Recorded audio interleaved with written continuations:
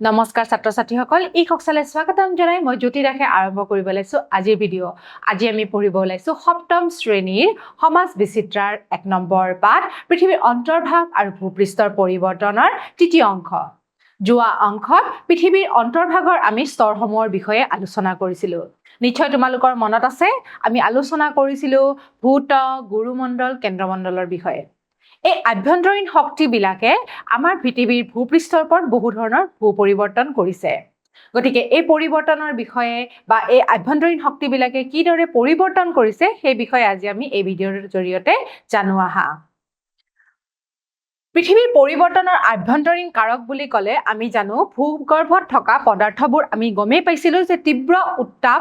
আৰু চাপে পৃথিৱীৰ আভ্যন্তৰীণ অংশ অস্থিৰ কৰি ৰাখিছে ইয়াতে তীব্ৰ উত্তাপ আছে আৰু যেটো চাপে পৃথিৱীৰ আভ্যন্তৰীণ অংশ অস্থিৰ কৰি ৰাখিছে ভূত্বকে কি কৰিছে এটা হেঁচা দি আছে গতিকে এই হেঁচা দিয়াৰ ফলত আভ্যন্তৰীণ অংশ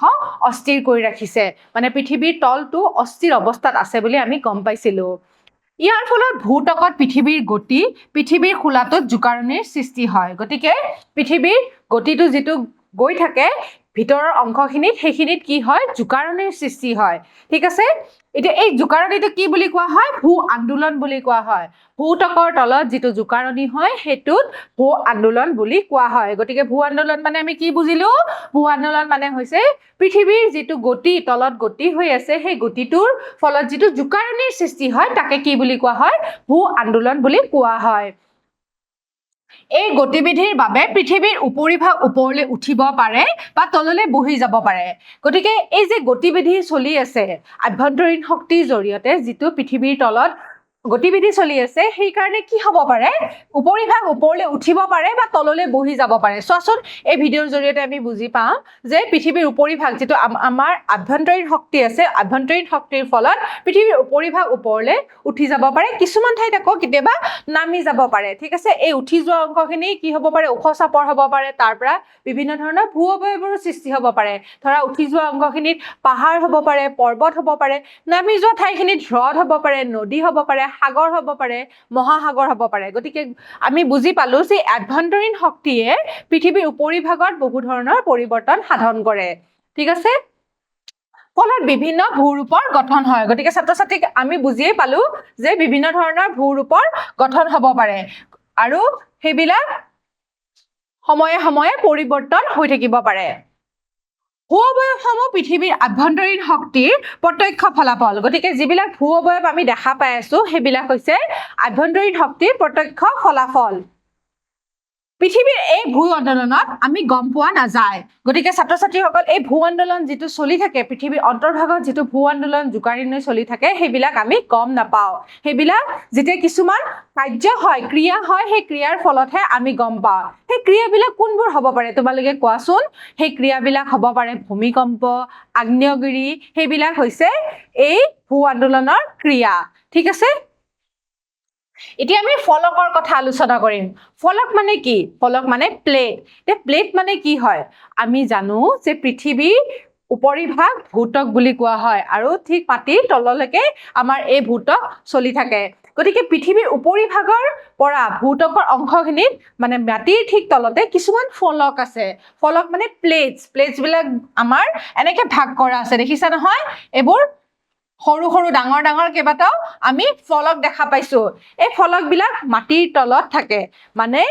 মাটিৰ তলত ভূত্বকৰ তলতেই এই ফলক বিলাক থাকে আৰু এইবিলাক হৈছে মেগমাৰ ওপৰত থাকে তৰল অৱস্থাৰ যিবিলাক আছে বস্তু সেই পদাৰ্থবিলাকৰ ওপৰত এই ফলক বিলাক আছে কিছুমান সৰু কিছুমান ডাঙৰ গতিকে ফলক বিলাক আমাৰ গোটেই পৃথিৱীখনক কেইবাখনো ফলকেৰে গঠিত হয় গতিকে কেইখন ফলক আছে বুলি ক'লে আমি গম পাম যে পৃথিৱীৰ মুঠতে ডাঙৰ ফলক 7খন আছে আৰু কেইবাখনো সৰু ফলক আছে ঠিক আছে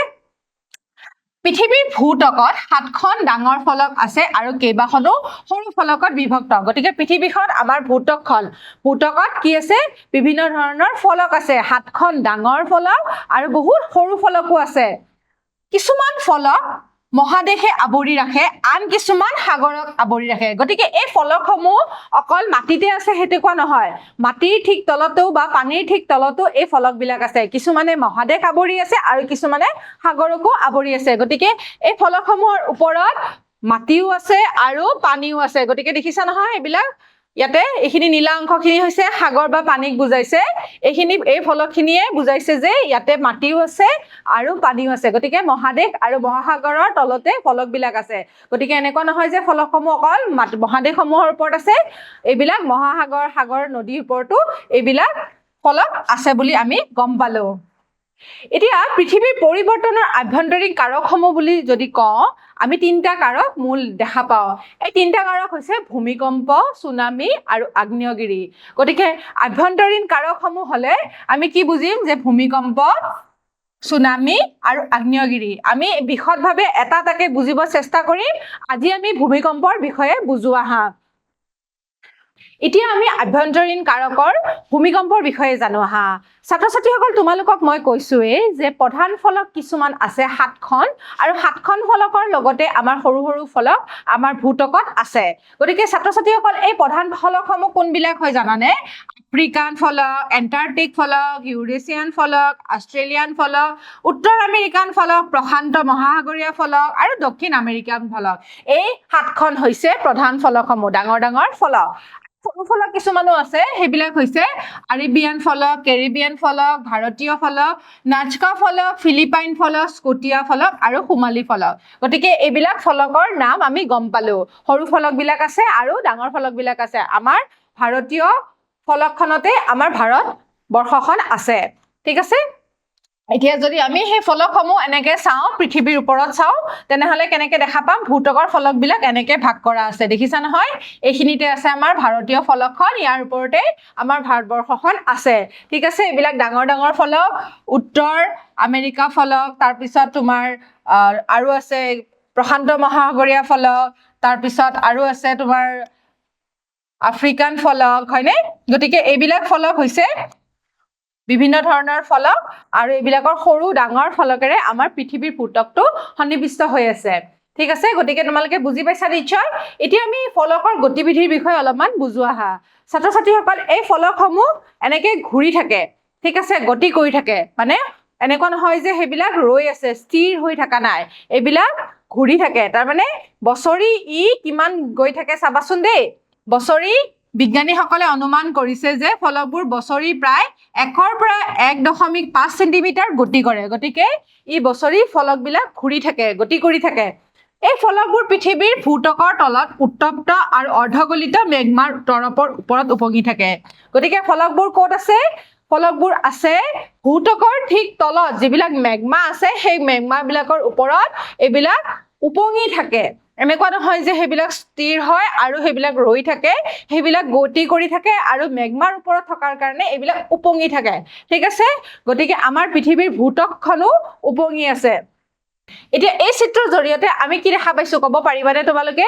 মাটিৰ তলত এয়া কি হৈ আছে ক'ব পাৰিবানে তোমালোকে এয়া হৈছে জোকাৰণি বা ভূ আন্দোলন আমি ভূ আন্দোলনৰ বিষয়ে আলোচনা কৰিছিলোৱে ভূ আন্দোলন হোৱাৰ ফলত কি হৈছে ইয়াৰে পৰা তৰংগবিলাক ওপৰলৈ গৈছে আৰু যোৱাৰ লগে লগে কি হৈছে এই মাটিত দেখা পাইছা নহয় এই মাটিবিলাক কি হৈছে লৰিব ধৰিছে বা জোকাৰণি অনুভৱ কৰিছে আৰু জোকাৰণি অনুভৱ কৰাৰ লগে লগে কিহৰ সৃষ্টি হৈছে তোমালোকে ক'ব পাৰিবানে তোমালোকে এনেকুৱা জোকাৰণি অনুভৱ কৰিছানে এই জোকাৰণিয়ে হৈছে ভূমিকম্প ভূমিকম্প মানে ভূমি কম্পন হৈছে সেইকাৰণে ইয়াক ভূমিকম্প বুলি কয় ভূমিকম্পই কি সৃষ্টি কৰিছে দেখিছা নহয় এইবিলাক লৰি গৈছে মাটি ফাট মেলিছে ঘৰবিলাকো লৰিছে আৰু ঘৰবিলাক লৰাৰ ফলত কিছুমান ঘৰ ভাঙিও গৈছে ঠিক আছে এই ফলকবোৰ আমি ফলকবিলাকৰ কথা কৈছিলো লৰচৰ কৰিলে পৃথিৱীৰ উপৰিভাগ কঁপি উঠে গতিকে যিবিলাক ফলকৰ কথা কৈছিলো এই 7খন বা সৰু সৰু ফলকবিলাক যিবিলাক আছে সেইবিলাক মেগমাৰ ওপৰত উপঙি আছে আৰু সেইবিলাক যেতিয়া লৰচৰ কৰে তেতিয়া কি হয় জোকাৰণি হয় এই কঁপনি বা জোকাৰণিটোৱে হৈছে ভূমিকম্প কেতিয়াবা সিহঁতে এনেকে যেতিয়া গতি কৰি থাকে যেতিয়া গতি কৰাৰ ফলত যেতিয়া ঠেকাঠেকি লাগে বা খুন্দা লাগে তেতিয়া এই জোকাৰণিৰ সৃষ্টি হয় ভূতকৰ যিটো ঠাইত ভূমিকম্প আৰম্ভ হয় তাক ভূমিকম্পৰ কেন্দ্ৰ বুলি কয় যিখিনি ঠাইত মানে ভূতকৰ তলৰ অংশখিনি য'ত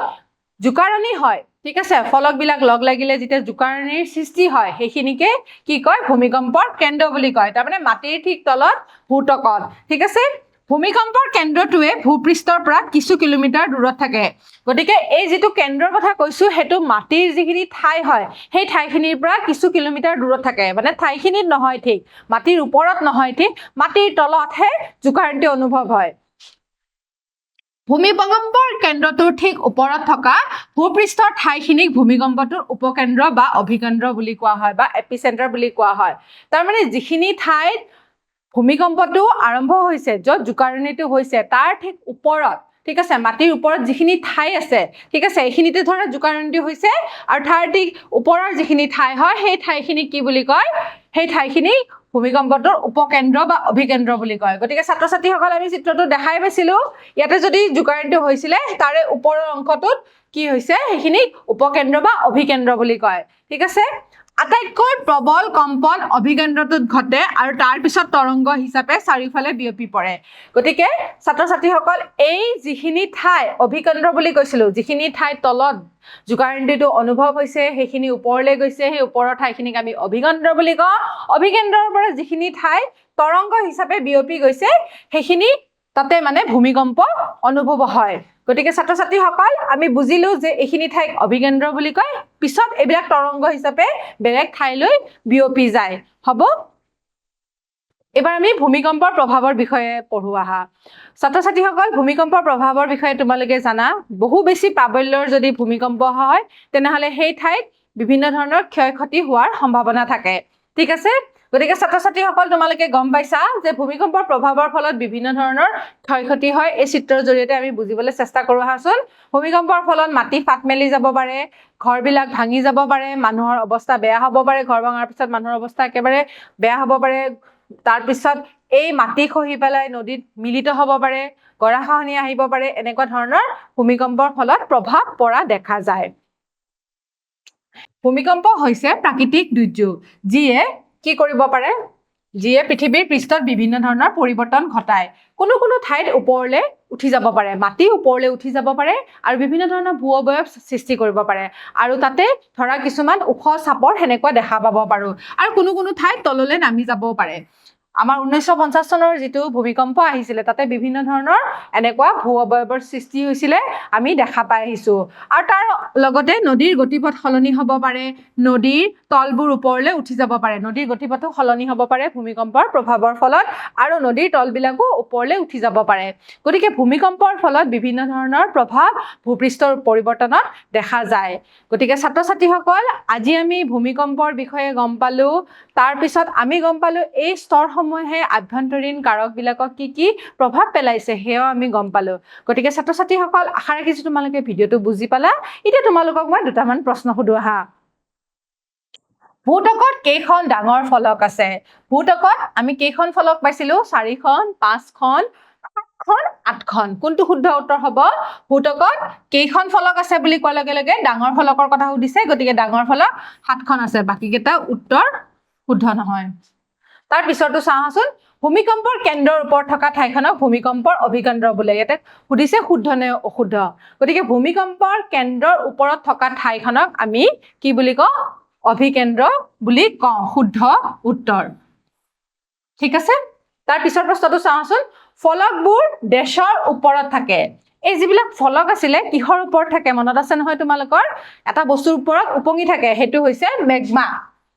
মেগমা এবিধ তৰল পদাৰ্থ এই মেগমা তৰল পদাৰ্থৰ ওপৰত